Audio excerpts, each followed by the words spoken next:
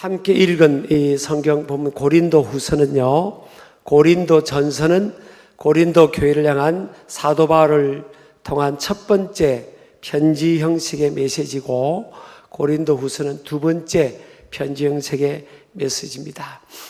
첫 번째 편지 형식의 메시지는 굉장히 분위기가 엄중하고 무겁고 또 꾸짖고 책망하는 이런 내용입니다.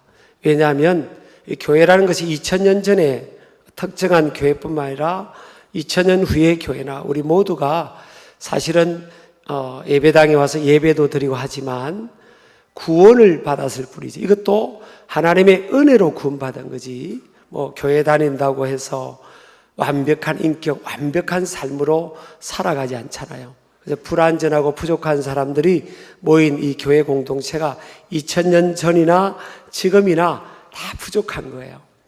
그리고 2000년 전에 이 고린도 교회 아볼로를 통해서 부흥했던 사도 바울도 사역을 했지만 부흥했던 그 고린도 교회라는 공동체가 첫 번째는 많이 이렇게 분리가 됐어요. 나는 누구 파다. 그래서 이렇게 교회가 이쪽에 한 모임 있고 저쪽에 한 모임 있고 이렇게 좀 나누어져 있는 티격태격하는 그런 모습들이 있었고, 또 세속적인 어떤 분위기와 도덕적인 그런 일탈의 모습들이 교인들 가운데도 도덕적인 그런 윤리적인 일탈하는 모습들이 2000년 전에 그 고린도 교회에 있었습니다. 그리고 또 심지어는 교회 다니고 예수님을 믿으면서도 우상 숭배하고 하는 이런 모습들이 있었어요. 이걸 그냥 가만히 놔두고 있으니까 이 사도 바울이 그 소식을 듣고 굉장한 분노가 이런 거예요. 이 분노는 이제 거룩한 분노죠. 죄에 대해서 또 세속화에 대해서 일어나는 분노죠. 그래서 하나님의 성령의 감동으로 굉장히 엄한 분위기 속에 책망하는 쪽에 그런 첫 번째 편지를 보냈습니다. 그래서 그 편지를 받아들은 이 고린도 교회 사람들이 벌벌벌 떨었어요. 심지어는 내가 너희들을 방문하게 될 텐데 가면 가만히 두지 않겠다, 그런 분위기예요.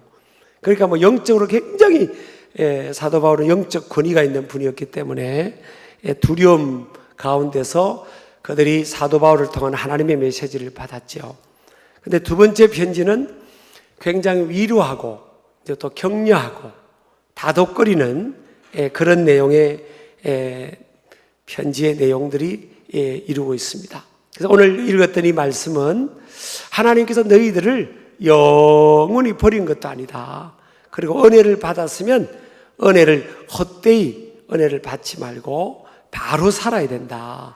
그리고 너희들을 영원히 버린 것이 아니기 때문에 지금이라는 이 현재형의 이 시간에 다시 하나님 앞에 나와서 회복이 돼야 되고 말씀 앞에 바로 세워져야 된다.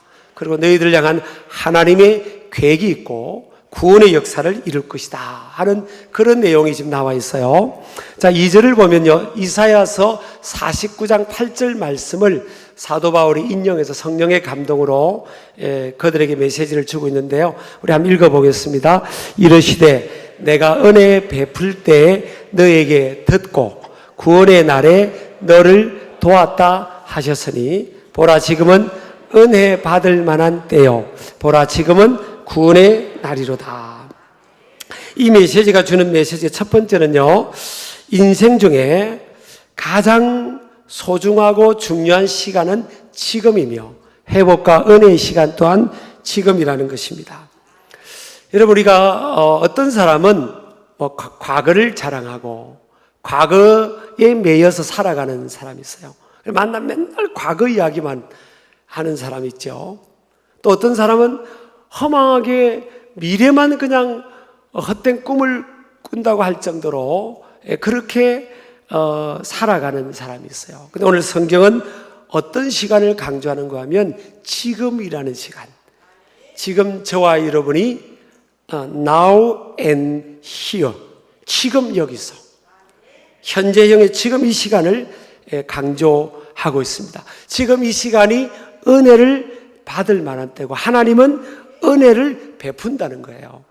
그래서 너희들이 그런 연약함이 있고 책망의 메시지를 받았지만 하나님의 은혜를 받고 회복될 시간은 이 시간이고 또 이 시간에 하나님 앞에 너희들이 바로 서야 되고 기도할 때 하나님께서 들으시고 역사하신다. 그리고 너희들을 버린 것이 아니다. 너희들을 향한 하나님의 구원의 역사에 계획이 있다. 그런 내용들을 지금 담고 있는데요. 여러분, 이 성경에 보면 오늘 내가 해야 될 것, 오늘 내가 결단해야 될 것을 자꾸 미루다가 인생이 실패로 끝난 인생이 있습니다. 그 인생은 아브라함의 아버지 데라였습니다. 이 데라의 이름의 뜻이 지체하다, 미루다 이런 뜻이에요. 이 데라는 하나님의 콜링을 받고 갈대아 우르에서 아들 아브라함과 함께 가나안 땅을 향해서 가다가 중간 지점인 하란 땅이라는 곳에서 머물러 버립니다. 아들에게 아마 그랬겠지. 우리 좀 여기서 쉬었다 가자. 우리 너무 힘들지 않냐?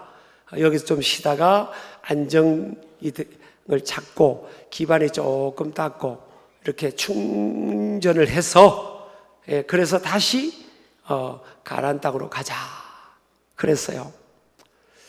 그래서 이제 그 하란 땅에 머물러 버리다가 데라는 죽을 때까지 다시 가나안 땅을 향해 가지 못합니다. 근데 아들 아브라함은 아버지처럼 미루지 않고 하나님의 콜링 앞에 가나안 땅을 향해서 75세라는 어떻게 보면 좀 늦은 것 같은 그런 나이잖아요. 꿈과 비전과 이상과 하나님의 부르심과 사명을 따라서 살아가기에는 좀 늦었다고 생각할 수 있는 나이라고요. 그런데 아브라함은 하나님의 콜링 앞에 믿음으로 결단해서 그는 믿음의 조상이 되고 모든 나라 모든 백성들의 영적인 아비가 되는 그런 하나님 앞에 축복과 쓰임을 받은 것을 알 수 있습니다. 마귀의 전략은 그래, 요즘의 마귀의 전략이 그렇다는 거예요. 그래, 너희들 믿음으로 살아라. 하나님 말씀대로 살아라. 그렇게 결단하고 살아라. 그런데 내일부터 그렇게 하라. 미루라는 거예요. 우리가 이러면 살아가면서 우리가 마땅히 해야 될 것을 미룰 때가 많죠. 영적으로도 보면요, 자꾸 미루며 살아갈 때가 있는 거예요. 근데 하나님은 지금이다, 지금. 그래서 이 아브라함의 아버지 데라는 왜 미뤘을까? 그래, 우리가 조금 이렇게 하나님이 기뻐하는 대로 믿음으로 사명을 따라 살아가야 되는데 좀 돈도 좀 더 벌고 안정을 찾은 후에 가자. 그러다가 그는 신앙이 무너지고요. 여호수아서 24장 2절에 보니까 강 건너편에 세상의 신, 우상을 쫓아서 살아갔다. 세상을 따라 살아갔다는 거예요. 그러니까 우리가 지금이 중요하지. 지금이 모아져서 지금이라는 시간의 조각이 모아져서 인생 전체를 이루는 거죠. 그래서 인생 중에 가장 중요하고 소중한 시간은 지금이라는 겁니다. 지금이라는 시간의 연속이 인생을 이루고 지금이 없는 내일은 없다는 거예요. 과거의 어느 시점에 지금이 모아져서 현재 우리의 모습을 이루고 있고요. 지금이라는 이 현재형의 이 시간들이 모아져서 내일을 이루고 영혼까지도 우리의 삶을 결정하고 있는 것을 믿으시기 바랍니다. 그래서 지금의 시간, 이때는 헬라어로 카이로스라는 단어인데 하나님께서 특별한 은혜를 베풀기 위하여 특별히 지정한 기간, 하나님의 특별한 시간, 우리 한번 따라하겠습니다. 하나님의 특별한 시간, 이것이 이 지금이라는 거예요. 그래서 지금이라는 이 카이로스의 시간은 하나님의 예비된 축복의 시간이다라는 것입니다. 우리가 살아가면서 성경에서도 그렇고요, 인생을 살아가면서 성공적인 삶을 산 사람들 있잖아요. 그 사람들의 삶을 우리가 보면 지금이란 이 삶을 굉장히 인생의 최적기, 베스트의 시간으로 생각하고 잘 선용한 사람이에요. 그래서 여러분, 지혜로운 사람들은요, 다 인생이 보세요. 복받은 사람들 보세요. 지금을 잘 선용하고 기회를 잃어버리지 않습니다. 그래서 성경의 에베소 5장에도 보면 세월을 아끼라, 따라합시다. 세월을 아끼라. 그것은 뭘 말합니까? 세월을 아끼라. 그 말씀은요, take advantage of your opportunity that God gave you. 하나님께서 God prepared for your life. 너의 삶을 위해서 예비한 그 기회를 선용하라. 그 기회를 잃어버리지 말라. 그런 말이란 말이에요.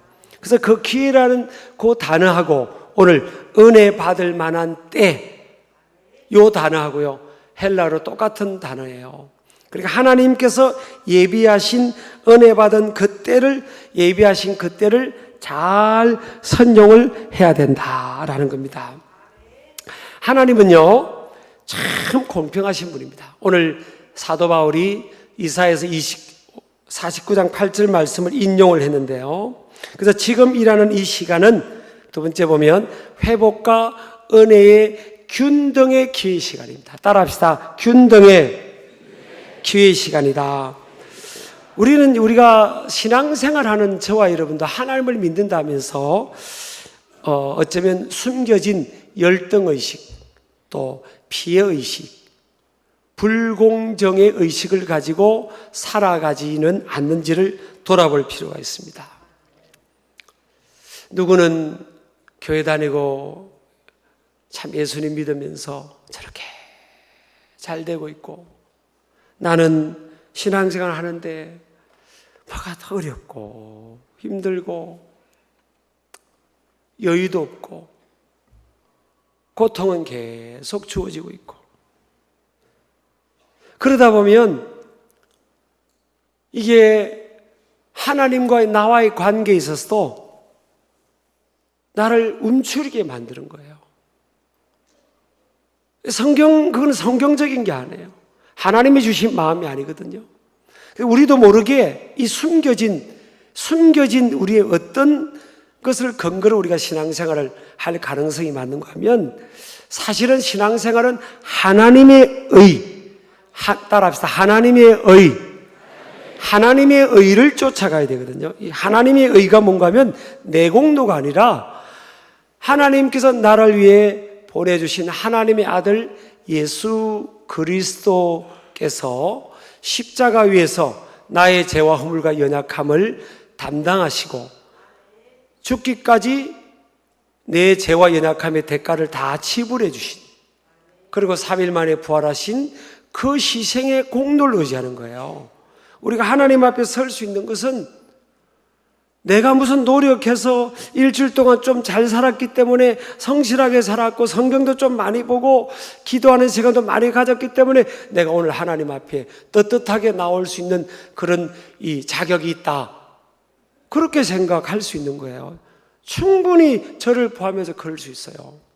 그럼 바꾸고 말하면 내가 일주일 동안 말씀도 잘 못 보고 기도도 잘 못하고, 그리고 내 삶에는 좋은 일도 안 일어나고 막 너무 힘들고, 그러니까 나는 하나님이 사랑하나? 이거에 대한 뿌리 근간부터 흔들리는 거예요, 심리적으로. 그런 마음으로 이제 나오니까 움츠리는 겁니다. 그래서 여러분, 이 예배당에 와서 예배는 드리지만 좀 우습게 말씀하면 예배당 의자의 엉덩이만 데피고 가는 사람이 있어요. 여러분, 하나님의 교회 이 성전의 예배당에 앉아서 이 의자에 앉아서 있다고만 해서 예배 드리는 게 아닙니다. 지금 예배의 공간에 같이 왔지만 우리가 영적으로 하나님의 임재와 보좌 앞으로 나아가야 되는 거예요. 하나님이 계신 그 임재까지 나아가야 되는데, 거룩하신 하나님을 우리가 만나는 자격이, 여러분, 제가 또 말씀을 하면, 여러분 지금 예배드릴 때 헌금도 준비하고 그랬을 거 아니에요. 오늘은 내가 헌금을 좀 많이 준비했다, 하나님 나 더 기뻐하실 거야, 나는 하나님 앞에 떳떳하게 나아갈 수 있는 자격이 있어. 그건가요? 근데 그렇게 생각하며 살아가는 거예요. 또 이렇게 말하면 그럼 헌금 안 해도 되는구나, 그런 거 안 해요. 그게 우리의 어떤 행위가 하나님 앞에 설 수 있는 공로와 이 의가 되는 거 아니에요. 그걸 그렇게 생각하면 이건 자기의예요, 자기의. 근데 진짜요, 그래, 나 같은 것 하나님의 자녀가 되게 해주셨고, 값없이 거저 주시는 은혜로 나는 하나님 앞에 나아갈 자가 있고, 저 천국까지 갈 수 있는 영원한 생명이 내게 주어졌지. 이걸 알면요, 내 생명까지 주님께 드려도 아깝지 않거든요, 사실은요.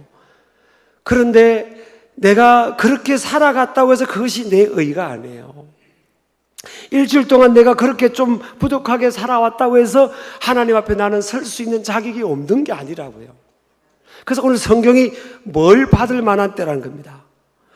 은혜 받을 만한 때요. 우리 아멘 하시기 바랍니다. 그래서 열등의식, 피해의식을 가지고 보면 안 됩니다. 누군가 비교하면서 피해의식을 갖거나 열등의식을 갖는 게 아니에요. 우리는 하나님께서 베푸르신 그 은혜를 내가 믿음으로 받고 그것을 내 의로 삼아야 될 줄을 믿습니다. 자, 세 번째입니다. 모든 사람에게 지금이라는 회복과 은혜의 축복의 시간이 균등하게 예비되어 있는데요. 오늘 2절에 보면 내가 은혜 베풀 때에 그랬죠. 이 은혜 베푼다는 이 단어는 헬라어로 카이로테크토라는 단어인데 받아들여질 만한 지정된 시기 때라는 겁니다. 나는 부족하지만 하나님께서 받아들여 주신다는 거예요. 예수님께서 십자가에서 다 이루신 공로 때문에 저와 여러분을 하나님이 받아주신다는 거예요. 아, 나는 이렇게 부족하고 하나님 앞에 내세울 것이 없는데 이렇게 내가 받아들여지는구나. 하나님이 나를 받아주시는구나. 믿으시기 바랍니다. 그래서 지금이라는 이 시간은 모든 인생들을 받아들이시기 위한 하나님의 특별한 은혜의 시간입니다. 여러분, 교회 다니면서 속으로 그렇게 생각하는 사람이 있을 수 있어요. 이 아브라함의 아버지 데라처럼, 그래, 내가 좀 비즈니스 달리고 돈도 좀 벌고 좀 기반이 닦이고 안정되면 그때부터 하나님 잘 섬기고 또 잘 믿어보고 또 그때부터 주일도 하고, 그렇게 하지 뭐. 지금 내가 뭐 내세울 것도 없는데 뭔 덕이 될까? 여러분, 이게 하나님 주신 생각이 아니라고요. 하나님께서 우리를 받아주시고 은혜를 베풀어 주신 것은 우리의 조건이 아니라는 겁니다. 저와 여러분의 삶에 여러분 많은 어려움이 있고 고난이 있고 역경이 있다고 해서 이것이 하나님 앞에 나아가는 걸림이 되는 게 아닙니다. 그렇게 생각하시면 마귀한테 속는 거예요. 그래서 지금은, 언제나 이 지금은요, 하나님의 은혜 보좌 앞에서 담대히 기도할 특권과 기회가 주어지는 특별한 시간입니다. 하나님께서 저와 여러분에게 특별하게 오늘 이 시간, 이 현재 형이라는 이 시간에 나를 위해서 예비한 특별한 은혜의 시간이 있고, 나를 통해 역사할 구원의 역사를 이루는 그런 시간이다 하는 것을 믿으시기 바랍니다. 그래서 우리가 일반적으로 오늘을 살아가는 저와 여러분, 이 시간은요, 은혜의 시대라는, 은혜의 시대. 따라합시다. 은혜의 시대. 이 은혜의 시대가 언제 끝나는가 하면요, 예수님께서 다시 오실 때 끝나버립니다. 그때는 다시 회복될 기회가 없고요, 다시 은혜 받을 기회가 없습니다. 근데 그때가 언제인지를 우리가 몰라서 그렇지, 그래서 이 주어진 은혜의 시간에 우리는, 하나님은 은혜를 베풀어 주시고 우리는 믿음으로 주님 앞에 나와서 은혜를 받아야 되고, 오늘 이 시간에 예비한 은혜를 받아야 내일을 승리하게 될 줄을 믿습니다. 아브라함은 여러분, 그 지금이란 시간을 놓쳐버리지 않았습니다. 아버지는 그 시간을 놓쳐버렸잖아요. 아브라함 어느 날 동거밭을 보는데 자기 집 앞에 나그네가 세 사람이 지나가는 거예요. 지쳐있는 모습이 눈에 들어온 겁니다. 그래서 아브라함이 그 나그네한테 능동적으로, 주도적으로 달려갑니다. 우리가 살아가면서 인생의 나그네, 필요가 있는 사람들을 만나면 사람들을 움츠리고 싶고요, 피하고 싶은 거예요. 왜? 그걸 도와야 되니까 부담이 될 수가 있는 거예요. 근데 아브라함은 그렇게 생각하지 않았어요. 아브라함은 달려갔어요. 그리고 강건하다시피 하여 그 나그네를 자기 집에 모시고 융숭하게 섬기고 대접을 합니다. 심지어는 암송아지를 잡아요. 섬깁니다. 그런데 그 나그네가 하나님과 두 천사였다고 그랬어요. 그런데 성경은 부지 중에 나그네를 대접했다가 하나님과 천사를 대접하고 아브라함이 복을 받았다 그러잖아요. 그래서 하나님께서 아브라함에게 1년 뒤에 아들을 안을 거라고 하셨고, 내가 하나님이 하고자 하는 그 비밀을 아브라함에게는 다 알려주겠다고 그럽니다. 그래서 아브라함이요, 소돔 고모라가 불로 심판받을 것을 알았어요. 하나님이 알려준 겁니다. 그래서 그곳에 사는 조카 롯과 가정을 위해서 중보기 돼서 그 조카 롯과 그 자녀들이 그 불구덩이로부터 하나님께서 건짐을 받아서 구원을 받지 않습니까? 그러니까 아브라함은 지금이라는 시간을 하나님의 시간으로 항상 생각하면서 그 시간에 기도하고 껴있고 그 시간에 만나는 사람들을 소홀히 하지 않았어요. 어떤 사람은 보면요, 자기 앞에 어떤 사람을 앉혀놨고 핸드폰을 하고 있어요. 그런 사람이 그 말하겠습니다만, 그 안타까운 거예요. 지금 내 앞에 있는 사람이 제일 귀하고, 지금 내가 만나는 가족이 귀하고, 지금 내 앞에 있는 교우가 귀하고, 지금 내가 신앙생활 함께하는 목회자가 제일 귀하고, 지금 내 자녀가 귀하고, 아내가 귀하고, 남편이 귀한데, 아니 아내가 딴 남편을 기웃거리고, 아니 남편이 딴 여자를 기웃, 그게 맞습니다. 아이고, 그거는 완전히 엉터리 인생이에요, 엉터리 인생. 지금 내가 다니는 직장이 귀하고요, 내 교회가 귀하고, 내 교우가 귀한 겁니다. 지금 내가 이 시간이 하나님이 예비한 시간이라는 걸 믿으셔야 될 줄 믿습니다. 오늘 성경 보세요. 너를 듣고 그럽니다. 너를 듣고. 오늘 2장에 보면 내가 은혜 베풀 때 너에게 듣고 그럽니다. 너에게 듣고, 이라면 헬라어로 에페쿠스인데 귀를 기울인다, 그런 말씀이에요. 하나님께서 우리에게 은혜를 베푸고 우리를 받아준다는 거예요. 모습 그대로 받아주고, 믿음을 가진 사람을 모습 그대로 받아주고 우리가 하는 기도에 귀를 기울여 주시겠다는 거예요. 이게 팩트예요. 이게 팩트라고요. 그런데 내가 삶 속에 우리가 생활하다가 막 어려움을 겪잖아요. 뭐가 막 사업이 안 된다든지, 집안에 자녀가 어렵다든지, 몸이 좀 육체적으로 병이 있다든지, 연약함이 있다든지, 뭐 이렇게 살아가다 보면 다양한 어려움을 만날 수 있어요. 그때는 사람들 만나기도 싫고, 막 위축되고, 교회 와서도 막 앞에 앉아서 막 기도하고 싶지도 않고,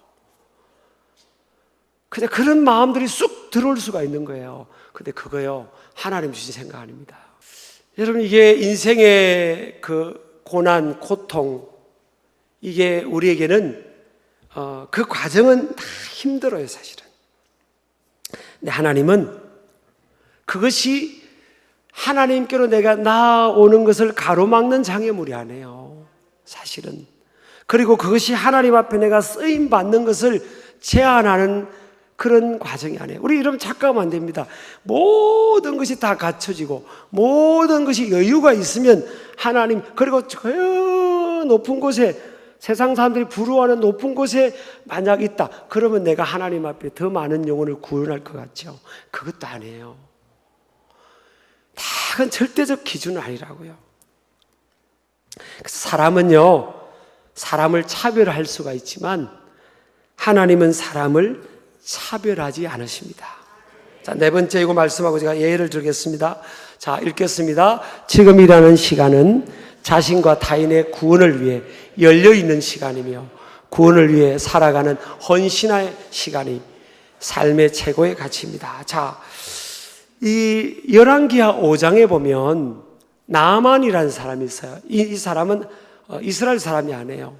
아람 나라라는 그 당시에 큰 나라의 국방부 장관 수준에 위치해 있는, 그리고 구국공신입니다. 그런데 이 나아만은 가슴에 훈장도 많고 최고의 계급장의 위치까지 오른 사람이에요. 그런데 안에는 병이 있는 거예요. 그런데 이게 고쳐지지가 않는 거예요. 인생은요, 내 힘으로 해결되지 않은 문제를 다 대부분 사람들이 안고 살아가고 있는 겁니다. 노력을 안 해봤겠, 애를 안 써봤겠냐는 거예요. 근데 그때 하나님이 어떻게 역사하는가 하면요, 그 나만 장군의 가정에 이스라엘의 어린 소녀가 잡혀와가지고 그 가정에 하녀로 노릇을 하고 있는 거예요. 이스라엘의 어린 소녀는요, 하나님의 택한 백성 아닙니까? 근데 오늘 열왕기하 5장 2절에 보니까 전에 아람 사람이 떼를 지어 나가서 이스라엘 땅에서 어린 소녀 하나를 사로잡음에 그가 나만의 아내에게 수종들더니, 이 어린 소녀가 아람 나라의 도적대들이 갑자기 들이닥쳐가지고 이 소녀를 납치해가지고 아람 나라에 잡혀가서 팔려서 지금 어디에 있는, 나만 장군 집에 하녀 노릇하고 안방 주인 마님을 섬기고 돕는 일을 하는 겁니다. 그러다가 가만히 방도 닦고 안방 주인 마님을 옆에서 직원에서 돕다가 보니까 자기 주인님이 병이 있는데 그것 때문에 고통이 이 집에 있는 것을 알게 된 거예요. 그래서 지금 이 어린 소녀가, 잡혀온 어린 소녀가 부모님으로부터 생이별을 하고요, 얼마나 인생의 고통 중에 고통을 겪고 있습니까? 근데 그 소녀가 여주인이 그럽니다. 주인님, 마님, 우리 주인님이 저 이스라엘 땅에 선지자, 사마리아에 계신 그 선지자 앞에 계셨으면 좋겠나이다. 그가 그 나병을 고치리이다. 그런 거예요. 여러분, 이 말씀의 내용을 보면요, 굉장히 은혜가 됩니다. 지금 이 소녀가 열심히 안방마님의 방을 닦고, 그리고 안방마님을 섬기고 있는 거예요. 지금 이 소녀가 여기 있어서는 안 될 사람이에요. 안 될 소녀예요. 이스라엘 땅에 부모님 사랑받고 그렇게 있어야 될 어린 소녀인데 자기가 원치 않은 납치가 돼가지고 지금 이곳에 있는 거 아닙니까? 근데 지금 뭐 하고 있어요? 안방마님을 모실 정도면 뭐예요? 인정을 받은 거예요. 열심히 일을 하고 있는 거예요. 그러니까 여러분, 그런데다가 우리 주인님이 그 선지자를 만나면 병이 고쳐질 겁니다. 이거 믿음이 있는 거예요, 없는 거예요? 어린 소년인데 믿음이 있는 거예요. 자, 자기가 원하지도 않았어요. 나이도 어린 소녀예요. 하나님이 택한 백성이에요. 부모가 믿고 자기도 믿음이 있는, 오늘 믿음의 고백을 하잖아요. 믿음이 있는 어린 소녀인데 지금 상황은 어떻게 되어 있습니까? 납치돼서 잡혀와요. 하녀 생활을 하고 있는 거예요. 이 현실만 보면요, 하나님은 나를 사랑하실까? 하나님은 나 버리신 게 아닌가? 하나님이 내 기도를 들으신다면 내가 왜 여기에 지금 있을까? 얼마든지 그렇게 하소연할 수 있어요. 그리고 인생을 자포자기하면서 막 죽기를 시도하고 그냥 절망 속에 살아갈 수 있어요. 근데 이 소녀는 뭐 하고 있어요? 열심히 방 닦고 있잖아요. 방을. 이 삶의 의지가 있는 거예요. 삶의 이 생존 의지가 있는 겁니다. 이런 믿음의 사람은요, 이런 이 삶의 의지를 주세요. 긍정성을 주시는 거예요. 내가 원치 않고 이해가 되지 않는 이 상황이에요.